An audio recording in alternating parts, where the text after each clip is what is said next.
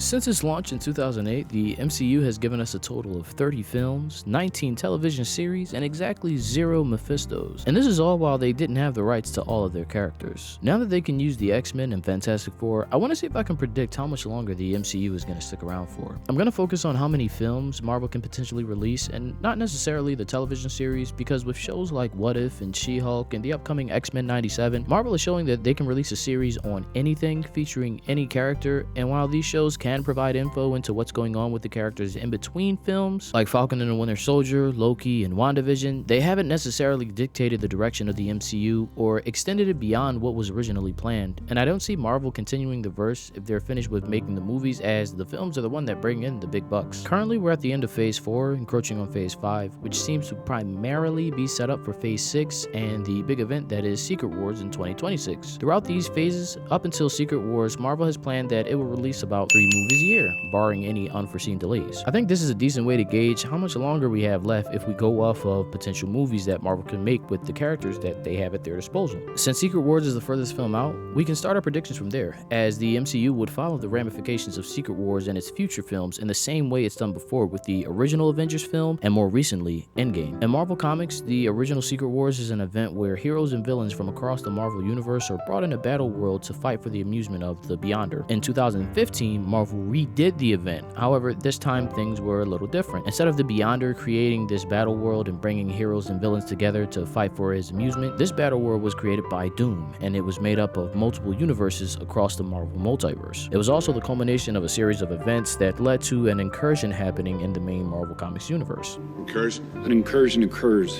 when the boundary between two universes erodes, destroying one or both entirely. With that in mind, and knowing that Kang and his multiversal war are going to be major key points in the upcoming Kang Dynasty and Secret War films, we can assume that afterwards the MCU is going to be recovering from a battle that combined the multiverse into one universe, which is how many fans assume they're going to introduce the X-Men to the MCU. With that knowledge, we can assume that Marvel is going to do at least 3 main X-Men films, because trilogies are cool, but also because they want one film to introduce the X-Men to the MCU, one film to follow up on that, and maybe have them deal with someone like Magneto, and one film that either deals with the Phoenix or Apocalypse. I think those 2 characters will be dealt with in separate films because they're both stories you have to do eventually if you're doing the X-Men, and both of these qualify as Avengers level events. And seeing as how they're in the MCU, I don't see the Avengers just letting the X-Men deal with the Phoenix or Apocalypse by themselves. We're also guaranteed to get an Avengers vs. X-Men film because you just have to. Now, I don't know if that'll be included within the 3 films, so I'm gonna mark it as its own simply because I want to see it get its own film. And before we move from the X-Men, we are guaranteed to get a solo Wolverine film, even if it isn't Hugh Jackman playing the titular role, because it's friggin' Wolverine, man. He's one of the coolest characters ever. Now, I know there are other X-Men characters and mutant teams that could get their own film, like X-Factor or X-Force, but I think if Marvel does anything with them, it'll be in a Disney Plus series. Moving on from the mutant side, I think we're gonna get at least 2 more Fantastic Four films. Point 1 being, it'll give us a trilogy, and we know how much Hollywood loves those. And point 2 being that the first film will be their introduction to the MCU, so the second and third ones can be used to segue us into future Avengers level events like dealing with Doctor Doom or Galactus. I also think we're due for 2 to 3 more Avengers movies. I'm gonna count that third as that Avengers vs. X-Men movie that I mentioned earlier, and the other 2 are probably gonna be big events dealing with the previously mentioned big bads from the X-Men and the Fantastic Four. Now that we've gotten the big guys out of the way, time to predict the smaller movies that'll get made. First being the Young Avengers. All the characters are currently on the playing board, so it's one of those things where it's kinda confirmed, but not really, because it's super obvious that you do this film, but also if they don't, kinda understand. Next is another Doctor Strange film, because this would be his third, making those films a trilogy. And the fact that they essentially gave us an open plot point that needs to be resolved at the end of Multiverse of Madness means we're getting another movie. And to cap out another trilogy is Captain Marvel. These movies do pretty well, and even though I don't know what it'd be about, I can absolutely see Marvel making. What I don't see Marvel making, however, is a solo Hulk film. Even though the Hulk hasn't had his own solo film since 2008, I don't see Marvel giving him one in the future, but rather letting him play co-lead in another film like he did in Ragnarok. Speaking of Ragnarok, I don't see Thor getting any more movies, but rather playing the cameo role and just being there in other films where he's not the main focus, but he's playing a contributing factor to the story. I also don't see the Guardians getting another movie, as Marvel has their replacement in the Fantastic Four. They're gonna fill the role of the fun family going on cosmic adventures. Marvel has also directly stated they have a Shang-Chi sequel plan, but since it's not on a docket for future movie releases, it'll probably get released during this hypothetical time frame. I can also see Marvel doing 2 other movies with a character who isn't really mainstream, kind of like how they did Shang-Chi or Ant-Man, in order to fill the in-between the events time. And finally, Marvel has to do a Dark Avengers because it allows them to make a film directly from the perspective of villains. They also need to introduce Red Hulk into the verse, and since Thunderbolts has not a Red Hulk in sight, I'm betting on Dark Avengers to be the one where he gets to shine. I didn't count any Spider-Man films because of Marvel's relationship with Sony being so iffy and not really knowing whether or not we're going to get more films or just Spider-Man cameos